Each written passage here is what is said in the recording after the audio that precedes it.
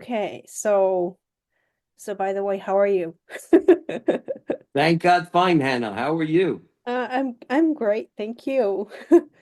Um, but I said in the introduction, and I have been, watching the Times of Israel news about the updates of like the hostages. Um, Yes, I believe they must be devastated. I mean, the families. everyone is. Yes, We all at some level feel their pain. I really believe so. Like when when I speak with like Jewish people, like I believe that, Jewish people care about people's connection and, people care about each other very closely, I believe. Hmm. So Hmm. I guess, it must have been a lot of pain for like Israeli people, like, you know, in one, really. Yes, yes. Now, it's been since October 7th, it's been horrible, Yeah. the pain. And yet people have to live. And it's not easy to reconcile those two things. Mm, But we have a tradition that as much as you've got to grieve hmm with people who are grieving, hmm you've also got to celebrate with people who are celebrating. You can't detract from the grief and you can't detract from the celebration. hmm So it's almost like we're walking around, depending on the circumstances, and trying to share with others whatever they're feeling. Oh, And I believe that's true empathy, mm, in the sense that when a person is celebrating a marriage or a birth, hmm you can't destroy the happiness yeah. by talking about the people who've had losses. Mm, And similarly, you can't interfere with the grieving mm, by talking about somebody else's simcha, their happiness. mm. And so it's not been easy because we're walking around with all of these mixed feelings, Yeah, that's and true. it's not that simple. And also, I guess like um I have known some people whose friends were murdered on October 7th. Hmm. And, you know, like some are very, very devastated. Like really. Yeah. Like very shocked, I think. Very shocked even now. And yeah, I just felt so sorry just recently too. So, Hmm. but yeah, it's been 1 year, no, but anyway, I was studying Hebrew in September, and the first word I learned was she was saying like shalom. You know? She was not a first like English speaker, but she was an interesting person. Like she lived in France. But the internet connection was kind of bad, so it was kind of hard to ask questions. And also Mm. um uh the Lazzarini was causing a problem.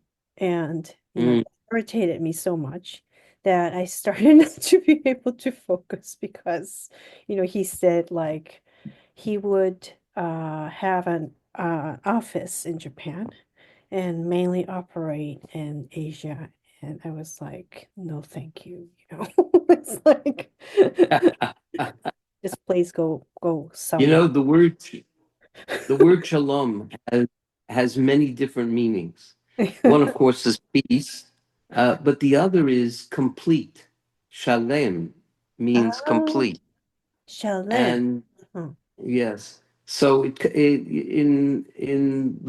in written Hebrew as it is in the scrolls, hmm there is no punctuation. Uh, So you could read it as shalom or mhm. shalem. uh, So it's one of the unique things about reading Hebrew, because sometimes the different gradations of meaning Hmm. can be seen depending on the perspective, and Oh, they both make sense. I see. Wow, that's interesting. Yeah, I really love like languages, and actually, I have wanted to learn Hebrew, and so it's the oldest language. By the And way, there's a interesting traditional mhm, statement about peace and mhm. completeness. They both go together. Oh, I see. I see. Yeah. So yeah, I just right before this discussion, I was watching the update on the Times of Israel, about the Mhm. forensic, and I guess that I, I saw after what happened in Gaza. I Mhm. think that, you know, it's very shocking, and I guess that that scene by the Hamas members and Gazans. I mean, I wasn't going to speak about it, but I wanted to ask you about it too, but I don't have words on it, and I don't know how it should be described, but they have developed some kind of torture culture over maybe 70 some years. And I'm just shocked that, like Lifshit, right? He was helping, Gaza children, come to Israeli hospitals. And, I cannot believe that such a person could be just tortured and killed, really. It's I I'm also troubled. I've Mm, tried to understand mm, um, in history, mm, as recorded in the Bible. There is a I'd call it an ethic, mm, a that's antithetical to all of our heartfelt experience. mm, We believe in doing good. mm, Uh, Many in the world believe in God, mm, and they believe that. And I believe personally mm, that that kind of goodness is instinctual. That we have all kinds of instincts, but we also have the instinct to do good and mm, make good decisions. A rabbi, a teacher of mine, once said, "How do you know you did the right thing?" mm. He goes, "The next day. Do you feel remorse or not?" And that goes to that instinctual feeling we have. We most of us know when we've done right or wrong the next day, because we might That's feel true. remorse. You know, if you buy something and you shouldn't have, you feel remorse the next day. If it was a good purchase, Mm, you don't. And similarly, our behavior, our actions. mm, So a lot of it is instinctual, and I believe it's how we were created. We were created with these good instincts. mm, Now, there are people who want to deny mm, the fact that we were created by God. And their view is a nihilistic view that stresses the fact that everything is by chance. There's nothing that's destined. There's nothing that comes from above as divine providence. mhm. It's just everything is chance in the universe. Oh, Uh, and it goes against mhm, most of our historical experience. mhm, Because when you think about it, history mhm. is not understandable as a series of coincidences. When you look back Yeah. at history, you Mhm, begin to see patterns. In fact, I was always taught, and my own experience teaches me, there mhm, is no coincidence. It's only a question of trying to understand the moving parts to mhm, see how things evolve. Mm. And so if you go through life thinking everything is just a matter of chance, and there are coincidences, I think you miss a lot of the picture, and you're probably not looking that carefully, because if you observe, Yeah. as people have through the ages have looked around at the night sky, Yeah. and they see things that you can't explain if you think everything is by chance. No. So when you wonder about the irrational behavior, because October 7th was totally irrational, there was no way that Hamas could win. Yeah. They Exactly. could hurt people, but it was totally irrational. And yet they did it Mm. because they believe everybody has their day Mm. and it's a matter of chance. And so you won yesterday, okay. You won the next day, okay. Maybe the third day I'll have a chance. And the Mm. other part is they went out of their way to hurt people because no one was bothering them.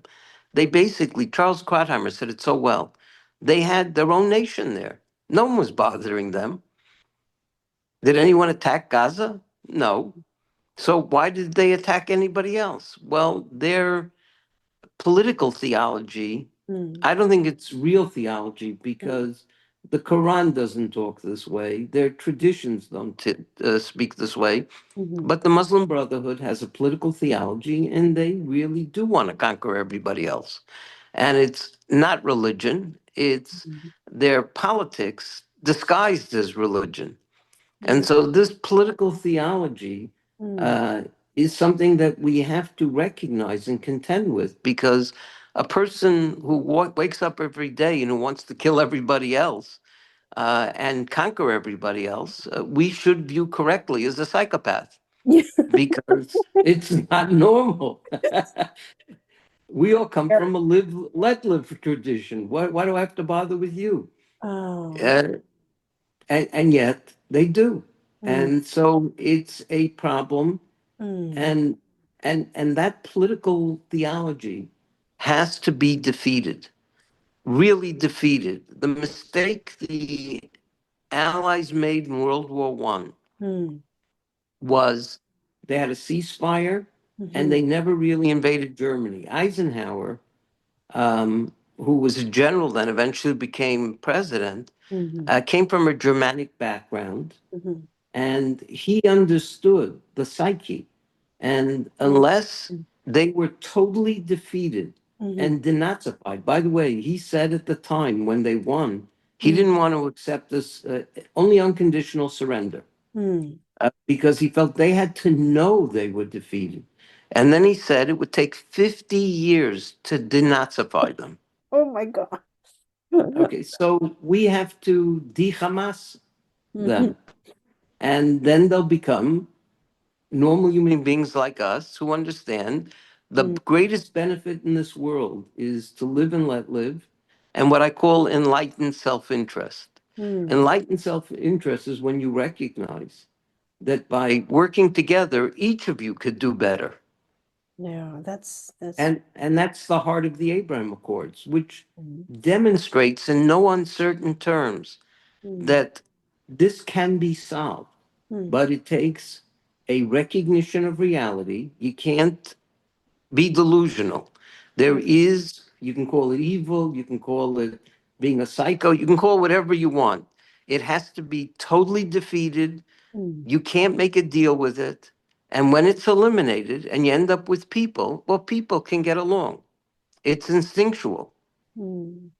And now we just have to positively reinforce it Mm. because that works.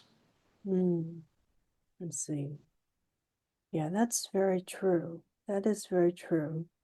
I I saw, the all these rituals, and what comes across is I don't know when they started, but it reminds me of the Japanese terrorists. Like, just all the like nightmares come back to me, and like, start to wonder because my uncle is from the generation of 1960s, you know, when the college campus was in chaos in the university, and a lot of universities had to cancel the entrance exams.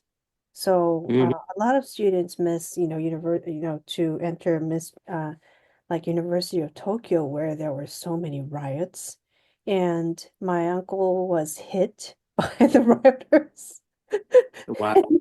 But he was stronger. So he just, just grabbed the like and he just, punched the person so hard. Yeah, he was angry because they broke my grandfather's like gift to him. Yeah, like, his father's gift. So that was Wow. but so like you mentioned that you took time to make a lot of footnotes, and actually it's a very useful reference to like learn what Quran is, and also what the Bible is about. I have been reading the Bible and I have to learn the Bible, but still I need to learn a lot. And yeah, um and also, I get to learn about like uh how, the embassy was, moved to Jerusalem. And I believe that it means a lot. Hmm. Yeah. Yep. So, so who Senator Kyle, right? He Yeah. was the first person, not the first person exactly, but he was um he came up with your co-author, right? About this. Um, I, you know, I, I actually, heard in Portuguese. I understand uh most of what's said in Portuguese, but I have never studied formally because I was fluent in Spanish. I cannot speak Spanish anymore because there's no one around who's speaking Spanish. So, but I um I've heard a Barry Dennison who is the Reverend of Christian Embassy. He came to Japan to ask for, support. And he was speaking on a radio in an interview in Portuguese. And I thought that there is some kind of misconceptions that, this book tells a lot about, what the misconception was. Oh.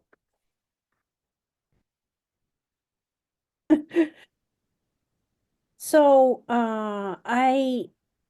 it's back in 1980 that, this law in Israel was enacted, right? In uh Yeah, the Jerusalem law, yes. yes, the Jerusalem law. But there was like censure by the UN. Hmm. What was this? How was the interaction like? Like, I just get the impression that the UN always tries to control Israel. Well, you remember the UN has a number of different constituencies. Hmm. It is not what it was intended to be. Hmm. Uh, Yes. there are many nefarious forces which have put together all kinds of groups that basically are involved in whatever their self-interest is, Hmm. or it's like the Amen chorus. I mean, whatever their leadership says, that's what they say. Oh. Uh, but that's in the General Assembly, Hmm. and General Assembly has zero power. Oh, yeah. The only place where real business is done is in the Security Council, and that's Um, where a number of nations have veto powers, like the United States, Russia, Britain. mhm. Britain, France, Hmm. China now. You Yeah. have blocks. Hmm. There's the Arab bloc, there's the Soviet bloc, even Yes. though Russia is no longer a Soviet Union. Yeah. The name may have changed, but some of the characters are the same. Yeah. So they act as blocks, and it's not a constructive situation. Oh, So right. the United Nations Hmm. originally Hmm. had this idea. When you think about colonialism, by the way, Hmm. their idea goes back to the I'm sorry. Sorry. So okay. when the The colonialism, idea of the international city hmm. didn't go very far. Hmm. Because no one wanted to send troops or to create it and police it and govern it because it was costly, and neither the Arabs Hmm. nor the Jews, no, pretty much anybody else who had any rational thought on the subject wanted it because they recognized, what are you going to create, a crusader kingdom in the heart of the Middle East again? It didn't work the first time. It's not going to work now. Hmm. You can't impose these things Hmm. on the people who live there. Hmm. Uh, so it was fascinating. Neither Jordan under King Abdullah the First nor Israel wanted this, embraced it.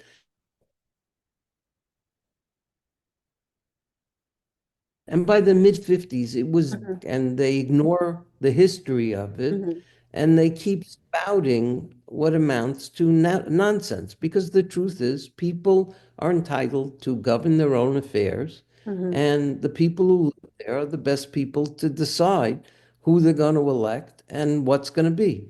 Hmm. It's fascinating because people don't appreciate the facts on the ground. The Arabs who live in Jerusalem Hmm. are, for the most part, Hmm. citizens of Israel. And whoever isn't is doing that by choice, as opposed to Oh. not. That's all they have to do is come and fill out the papers, and they would be citizens.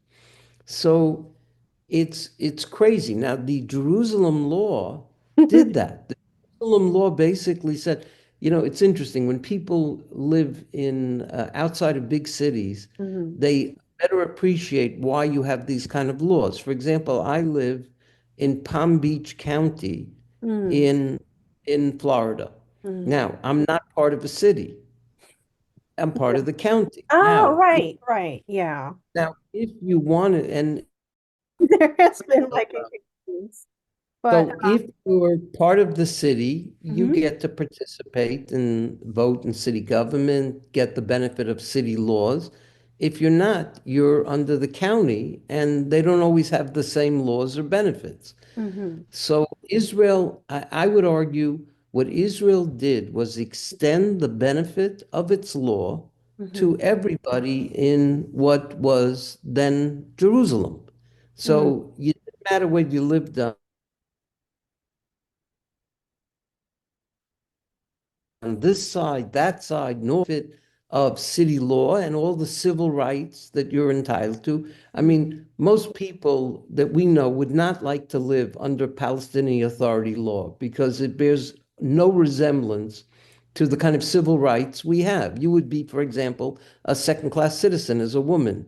It's No. unbelievable how they have very poor rights as compared to men. Jews are not You're allowed to talking about the live West there Bank, unless right? they have land. Yeah. You can't, if you buy land, it's against the law. So they have all kinds of terrible laws. Mm, Israel extended all of its laws, mhm, including all civil rights that people have, including equal protection under the law, all kinds of civil rights, free mm, speech. You don't have free speech in the Palestinian areas mm, under the Palestinian Authority, certainly not under Hamas. And so all of these rights, freedom of press, mm, um, the right to go to work, the right to open up a business, all these things are not axiomatic in other places. mm. And so extended all that to the geographical area of Jerusalem, Wow. a thing that was embraced. In fact, this is an unbelievable poll that was taken. Would you give up your, in essence, city rights in Jerusalem. And I think the poll showed that 90+% said no. Oh, okay. Well, that's great. I'm sorry I have to make you this again over and over. Well, But that it's poll is a very powerful poll because it shows how mm, people really live. So the mm, question was, would you give up your residency permit in Jerusalem, which entitles you to be a part of Jerusalem, get all the benefits of law, etc. And 90% poll said no. We Right. So why would we want to give them up? So um, that's a real life reaction to what it's like to live in Jerusalem. I see. I see. Yeah, it's a very historical city, and my friend sent me some photos. Yeah, it was very impressive, some of them. Like it's quite different from, Tel Aviv, right? So that, It's very different. I tell people there's something in the air. I work very hard. I mean, I'm retired now, but hmm even so, I'm energetic, thank God. Yes, you Uh, write a I, lot. and I find it hard to just sit and relax. When I get to Jerusalem, you could put me anywhere. I'm relaxed. I could sit there. I'm a photographer also, so I could sit there and take pictures all day. I could sit on a Oh, bench and just talk to people. I can't do that almost anywhere else in the world. There's something in the air that puts you at peace. mm, that's great. Yeah. And it's that feeling. And you'll go there, you'll see. Mm. Yeah, I actually had an opportunity to visit a wooden top like craftsman in Israel with a craftsman in Japan. He was quite famous, but I sent you a book about him because I just he gave me the book as a present, so I just wanted something as a gift. So I'm really sorry that I'm just interrupting you like a lot. Like maybe the line's not so stable, but I I had an opportunity like around 2007, and I really, really wanted to visit Israel. Like I just, I told my family that I'm going to Israel with just the craftsmen, like two of us, and nobody else to be around me, and I'll be fine, you know. But Minister of Foreign Affairs said, like, don't go to Israel because there has been a war and rocket has been fired at Israel. Hmm. Yeah. Oh boy. And ever since, I have missed the opportunity to visit Israel. But after October 7th, I was determined. I have been determined to visit Israel. Yeah, and also I want to study Hebrew. So,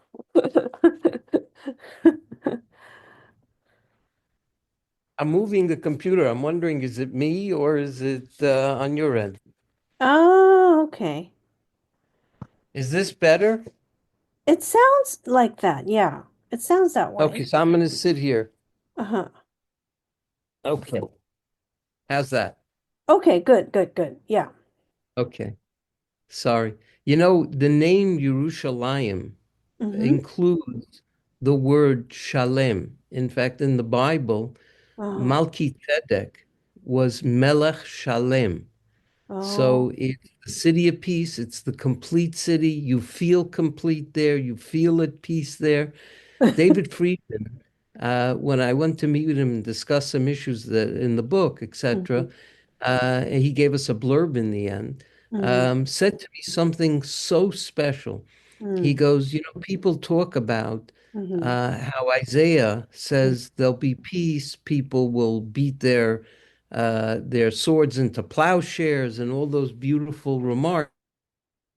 It depends where. You see, unfortunately, they imported. I call them a mafia gang. They imported a group that's in leadership uh, that does not have the best interests of the people at heart.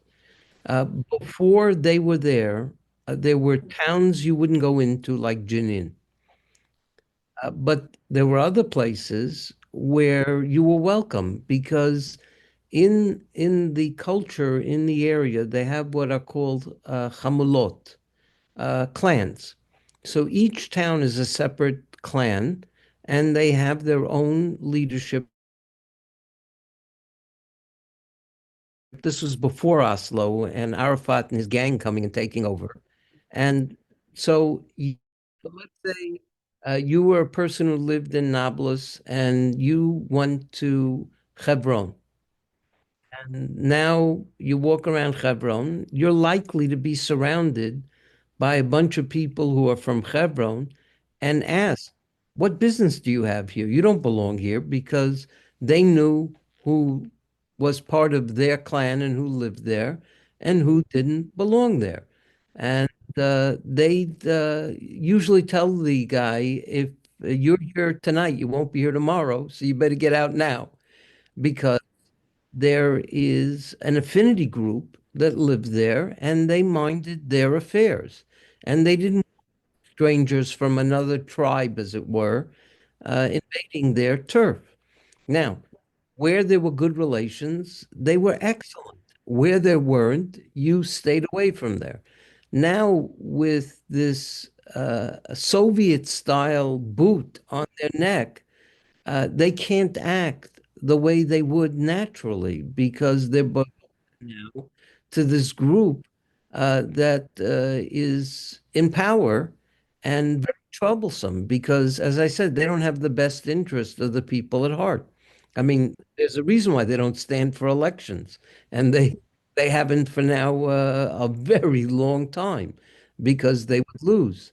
So it's a unfortunate circumstance because that's now natural. In fact, Professor Mordechai Kedar, who is very knowledgeable about Arab culture and the different people inhabiting the area today, and he has said, "Why do we have the Emirates? Look how at peace the Emirates are. They don't bother each other. They're everyone is live and let live." He goes, Syria, for example, is another such place that was just cobbled together with disparate uh, clans and tribal allegiances, and look how much they hurt each other because they really don't want to get along. Whereas if so, Kedar's view is it would be much better to have a grouping of city states with everyone managing their own affairs, like the.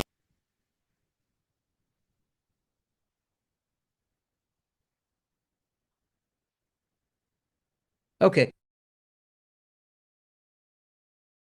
so that's the more natural state of affairs, and our Western imposition of what amounts to a big federal government that controls everything, even though it works here, doesn't work there because they have such disparate interests and allegiances. It's a propaganda idea. Uh, it bears no resemblance to the legal definition. In fact, in Jerusalem, the matter was litigated in the French courts, if you could believe it. When Jerusalem built the light rail, it dealt with a French railroad company, Alstom. Hello? Unfortunately, I had to cut out some part because I had to change the recording device. And I have to say, it was such an honor to invite the author, Leonard Grunstein. I mean, he is now a friend, but he's a wonderful person. And I this book, because it's just and right, was written with an effort of a number of people, and of course the authors. But Jerusalem became the capital of Israel for a reason. And I believe that there will be peace one day. There is Jerusalem in Israel. Just the capital of Jerusalem is in Israel. That means the key to the peace for the future of the Middle East. Okay.